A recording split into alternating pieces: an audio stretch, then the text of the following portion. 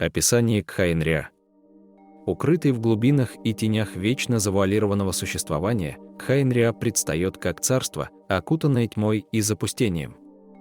Это подземное царство, лишенное яркой жизни, существует как фрагментарный остаток в аналах истории, окутанный тайной и шепотом запретного знания. Предания о Кхаенря, собранные из артефактов, древних книг и отголосков трагической гибели, рассказывают о цивилизации, некогда провозглашенной вершиной человеческих достижений. Уникальная в своем роде, она не зависела от божественного вмешательства, созданная исключительно руками и изобретательностью человечества.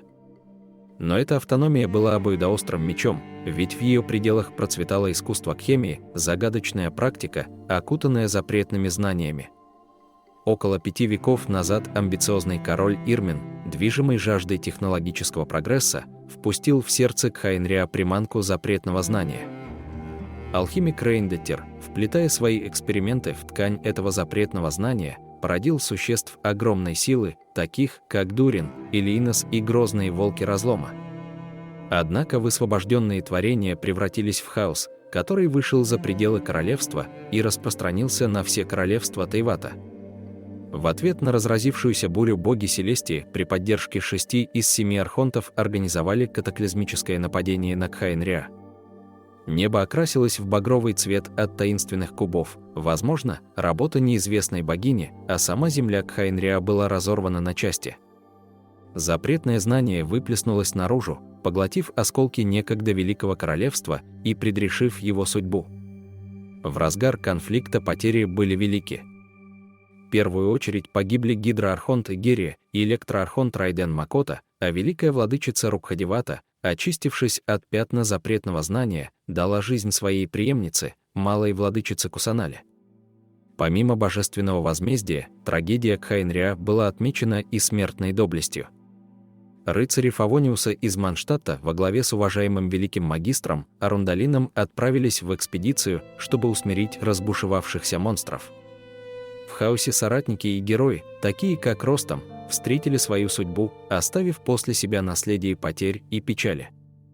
Но даже в наши дни Кхаенря продолжает существовать, преследуемая затяжными последствиями проклятия, которое было на нее наложено. Каэ, которого считают последней надеждой, был тайно отправлен в Манштадт, оказавшись втянутым в древний заговор. Его роль в клане Рагнвиндер остается загадкой, что свидетельствует о вечных секретах и тайных махинациях, вплетающих судьбу Кхаенря в более широкий гобелен запутанной истории Тейвата. Орден Бездны. Орден Бездны, рожденный из пепла падения Кхаенря, теневая организация, пропитанная обидой и питаемая жаждой мести.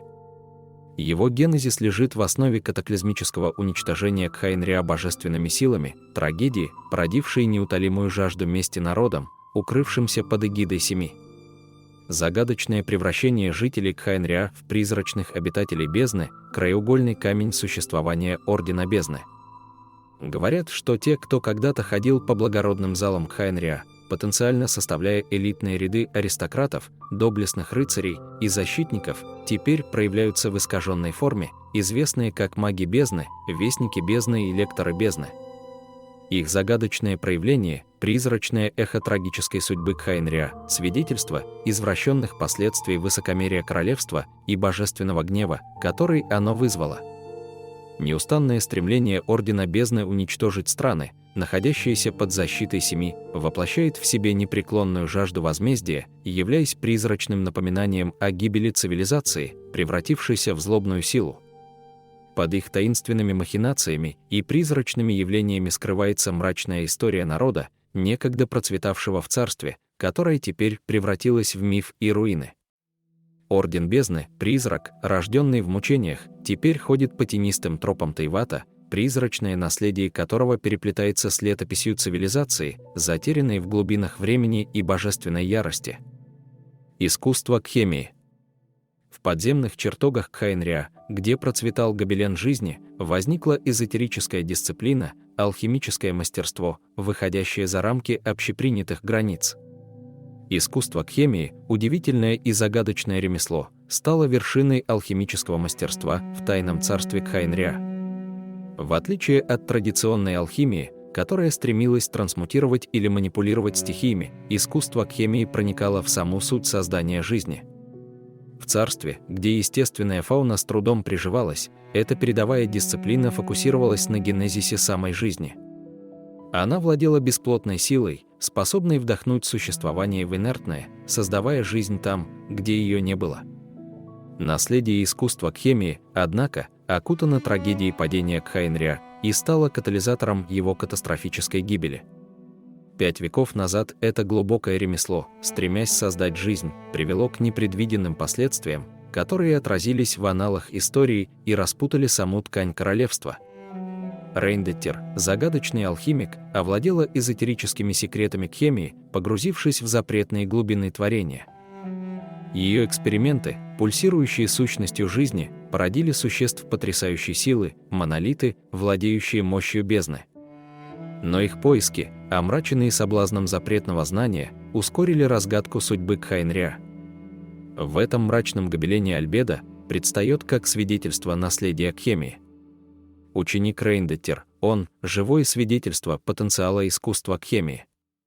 Само его существование – синтезированное существо, рожденное в результате алхимического мастерства, олицетворяет вершину этого загадочного ремесла, редкий пример успеха в аналах запретной дисциплины. Искусство Кхемии, хотя его и преследуют тени прошлых бедствий, остается свидетельством смелого стремления к генезису жизни. Его наследие эхом разносится сквозь века, предостерегая от безграничного потенциала и опасностей, связанных с манипулированием самой сутью бытия. Машины руин Кхайнря. Выкованные в горниле конфликта и рожденные гением технологической изобретательности Кхайнря, машины руин стали грозными двигателями войны в арсенале Тайного Королевства. Эти механизированные гиганты, наиболее распространенные из которых известны как Стражи руин, были прозваны жителями Кхайнря полевыми культиваторами. Созданные с единственной целью служить орудиями разрушения во время конфликтов, эти автоматоны были наделены целым арсеналом грозных способностей. Наделенные смертоносной смесью технологического мастерства и арканной силы, они стояли как часовые разрушения, созданные, чтобы склонить чашу весов в муках войны. Но сумерки падения Кхайнря привели к непредвиденным последствиям для королевств Тейвата. Машины руин, лишенные цели и направления, оказались не связаны узами приказов своих создателей. Без направляющей руки они блуждали по просторам Тейвата, их механическое мастерство свелось к подобию бесцельного блуждания. Лишенные своего первоначального предназначения орудий войны, эти автоматоны, реликвии ушедшего конфликта, остаются грозными остатками былой славы. Их присутствие, призрак необузданной технологической мощи, представляет собой постоянную угрозу, хотя теперь и лишенную того структурированного замысла, который послужил причиной их существования. Кхайнрийцы. Трагические метаморфозы народа Кхайнря, вызванные катаклизмом, разрушившим их династию 5 веков назад, остаются призрачным свидетельством последствий божественного возмездия. Проклятие, постигшее эти души, в разных своих проявлениях разделило их существование на разные пути эрозии и трансформации. Чистокровные потомки Кхайнря получили проклятие, не поддающееся течению времени, бессмертие, обрекающее их на вечное существование, не тронутое маршем времени, но опустошенное явной эрозией.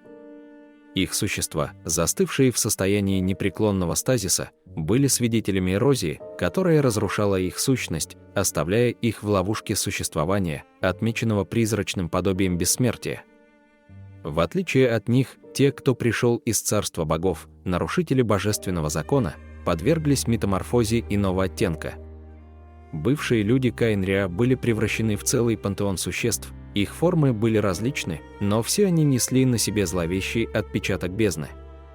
Одни лишились человечности и возродились в виде загадочных и неуловимых хиличурлов, а другие, призрачные отголоски своего прежнего существования, появились в виде призрачных фигур, известных как маги бездны, вестники или лекторы.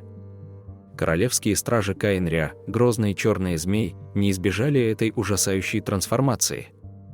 Брошенные в водоворот ярости катаклизма, они либо превратились в теневую шелуху, либо сохранили свою форму, хотя и омраченную эрозией, а их некогда величественная фигура превратилась в призрачное подобие былой славы. Среди этого гобелена израненного бытия и призрачных превращений появились изгои, заметные исключения в аналах судьбы Каин-Риа. Каэя, отпрыск клана Альберихов, обладал необъяснимым иммунитетом к разрушительному действию проклятия, загадка, оставшаяся невредимой среди эрозии, унесшей его род. В загадочной паутине истории Каин-Риа такие личности, как Пьерро и алхимик Рейндеттер, олицетворяющие собой связь с государством, вплетают свои истории в гобелен наследия потерянной династии. Их роли, хотя и скрытые песками времени, звучат загадочным эхом в бурной истории Каин-Риа. Царство Каин-Риа, гобелен, сотканный из нитей эрозии и трансформации, свидетельствует о разнообразных судьбах своего народа, каждая душа которого отмечена призрачным наследием катаклизма, неизгладимо вписанного в аналы истории Тейвата. Культурные ссылки и детали. Германские легенды, элементы и персонажи Каин-Риа в значительной степени опираются на германскую /норвежскую мифологию. Такие персонажи, как Дайнслив, Альберих, Дурин и Рейндеттер, напрямую вдохновлены фигурами из этих мифологий, что отражает сагу о Нибелунгах. Параллели с норвежской мифологией, катаклизмическое событие и возвещение глашатаев бездны о скором конце света отражают концепцию Рагнарёка или сумерек богов в норвежской мифологии, сумерек богов, сигнализирующих об апокалипсисе. Племя Черного Солнца и символизм. Племя Черного Солнца и его символ имеют загадочную связь с Каин-Риа и намекают на то, что путешественник может знать значение символа. Алхимия и кхемия. Кхемия фонетически схожа с несколькими этимологическими корнями современных терминов «алхимия» и «химия». Происхождение этих терминов неясно, и существует несколько производных. Одна из возможных производных от арабского «кми» – «химия», которая происходит от коптского термина «кме» – «Египет». Коптский термин в конечном итоге происходит от древнеегипетского слова «кемти», которое обозначает как страну Египет, так и черный цвет. Другие возможные производные от древнегреческого «хмея», означающего «наливать» или «вливание», или от древнегреческого металлургического термина «кхамейр», первоначально означавшего «сливать воедино», «совместное литье» или «сплавление». На арабский язык слово «алхимия» переводится как «мий». Ссылки на историю и язык «династия Черного Солнца», переведенная как «династия затмения», и использование термина «кхемия» могут указывать на исторические, лингвистические или мифические связи с такими понятиями и идеями, как Египет, металлургия, концепция времени и судьбы. Литературные отсылки. Такие имена, как Дайнслив и Альберих, имеют корни в легендарных мечах и королях-карликах, подобных тем, что встречаются в эпических операх, таких как «Кольцо Нибелунга» Рихарда Вагнера. Исторические аллюзии. Девиз Каин-Риа «За землю нужно сражаться сталью и кровью» может перекликаться с фразами из исторических речей, например, с речью Отто фон Бисмарка «железом и кровью», хотя разные версии переводят его по-разному. Трейлер и легенда. Присутствие в трейлере строки «Сон», который еще не приснился, а также упоминание Джин о героическом короле Каин-Риа намекают на скрытые легенды и нерассказанные истории в царстве Тейвата. История Каин-Риа. Неизвестная эпоха. Ослабление короля Ирмина и последующее вмешательство клана Альберихов в качестве регентов знаменует собой переход в руководстве Каин-Риа, намекая на внутреннюю динамику власти. Эпоха божественных послов. Примерное основание королевства Каин-Риа совпадает с падением Сал-Виндигнир, знаменуя собой становление королевства как безбожной нации и появление машин-руин, возможно, предназначенных для противостояния Селестии. Война архонтов. Более 2000 лет назад дипломатическая команда из Каин-Риа попыталась выкрасть запрещенную книгу из Инкономии, что привело к смертельной конфронтации и срыву попыток команды. Предкатаклизм. Неспособность Пьерро помешать правителю и мудрецам Каин-Риа раскрыть завесу греха предвещает надвигающийся катаклизм, который уничтожит королевство от рук небесных принципов. Катаклизм 500 лет назад. Катаклизм, свидетелем которого становится Люмен, сестра путешественника, наблюдающая уничтожение Каин-Риа, приводит к нашествию монстров из бездны, приписываемому великому грешнику по имени Голд Рейндаттир. Уничтожение Каин-Риа небесными принципами приводит к падению династии Черного Солнца, вызывая волну разрушений и вторжения бездны в Тейват. Дайнслив, королевский страж из династии Черного Солнца, не сумел защитить Каин-Риа и был проклят бессмертием, обреченный стать свидетелем превращения своего народа в существ бездны и хиличурлов. Чистокровные Каин-Риа прокляты бессмертием, а остальные – проклятием дикости. Сестра путешественника стала свидетелем гибели королевства, недолго пробыв там, но в конце концов рассталась с Дайнслифом и примкнула к Ордену Бездны. После катаклизма Орден Бездны основан Клотар Альберихом, который жаждет отомстить Селестии и Семерым. После того, как Клотар впал в безумие и предположительно умер, Орден Бездны переходит под контроль сестры путешественника. Около 10 лет назад Каэ оставляет отец в Манштадте. Культурные аспекты Каин-Риа. Сельское хозяйство и окружающая среда. Подземный ландшафт Каин-Риа был преимущественно темным и лишенным естественной жизни, что заставляло сосредоточиться на искусственном создании жизни с помощью искусства химии. Вероятно, эта нехватка способствовала формированию общества, зависящего от мастерства создания жизни. Связь архитектуры и цивилизации. Сходство между руинами в разломе и руинами Каин-Риа наводит на мысль об общей архитектурной линии или исторической связи. Остатки Каин-Риа, такие как руины Дахри и различные промышленные комплексы, отличаются грандиозными масштабами и промышленными, инкрустированными латунью интерьерами, что говорит о сложной и технологически развитой цивилизации. Образование и запретные знания. В Каин-Риа была королевская библиотека, доступная таким вельможам, как Клотар, в которой хранились запрещенные тексты, в том числе рецепты, требующие силы семи. Доступ к этим текстам был ограничен из-за их табуированной природы, что говорит о сложных отношениях между знаниями и божественной силой в их обществе. Технологии и источники энергии. Развитые технологии Каин-Риа позволили создать машины руин, мощные автоматоны, созданные как оружие войны. Работающие на азосите, добываемом в лей-линиях, эти машины имитировали формы и функции дикой природы и обладали системой самовосстановления, отражающей передовой уровень мастерства и инноваций. Азосит, получаемый из элементальной энергии лей-линий, служил жизненно важным источником энергии. Его производство в таких объектах, как пояс песков, и использование систем, питающихся азоситом, демонстрирует технологическую зависимость королевства от этого ресурса. Кхемия и передовые искусства. Искусство кхемии – это продвинутая форма мастерства, отличная от более распространенной алхимии. Его утонченность и сложность предполагают повышенное понимание и мастерство создания самой жизни, что выделяет его как уникальную дисциплину в культурном и технологическом ландшафте Каин-Риа. Дизайны, символы и политическая динамика Каин-Риа. Символика. Четырехконечная звезда. Повторяющаяся астероидная звезда символизирует связь с одеждой и дизайном персонажей Каин-Риа, наиболее заметна на зрачках чистокровных каинрийцев и на одежде Альбеда. Ее яркость в сочетании с путешественником указывает на более глубокую связь с королевством. Восьмиконечная звезда – еще один важный мотив, связанный с Каин-Риа, который можно увидеть на одежде таких персонажей, как Клотар и Хальфдан, на доспехах черных змеев и вокруг глаз машин руин. Этот символ прочно ассоциируется с культурными и технологическими аспектами Каин-Риа. Язык и социальная динамика. Язык Каин-Риа, вероятно, использовали общий язык, возможно, ныне ассоциируемый с языком бездны, латинским, на который повлиял приток иммигрантов.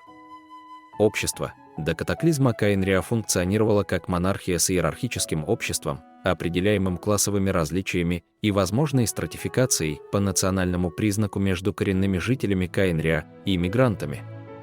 Политический ландшафт. Монархия и клан Альберихов. До катаклизма в Каин-Риа существовала монархия, власть в которой принадлежала династии Затмения. Когда влияние династии Затмения ослабло, благородный клан Альберихов захватил власть, возведя Анфартаса в регенты. Посткатаклизм. Последствия вторжения богов привели к неизвестной смене руководства в Каин-Риа. Несмотря на беспорядки, жители продолжают терпеть наложенное на них проклятие. Преднамеренное оставление Каи в Манштадте на винодельне «Рассвет» связывают с загадочным древним заговором, намекающим на более масштабные планы или замыслы Каинря.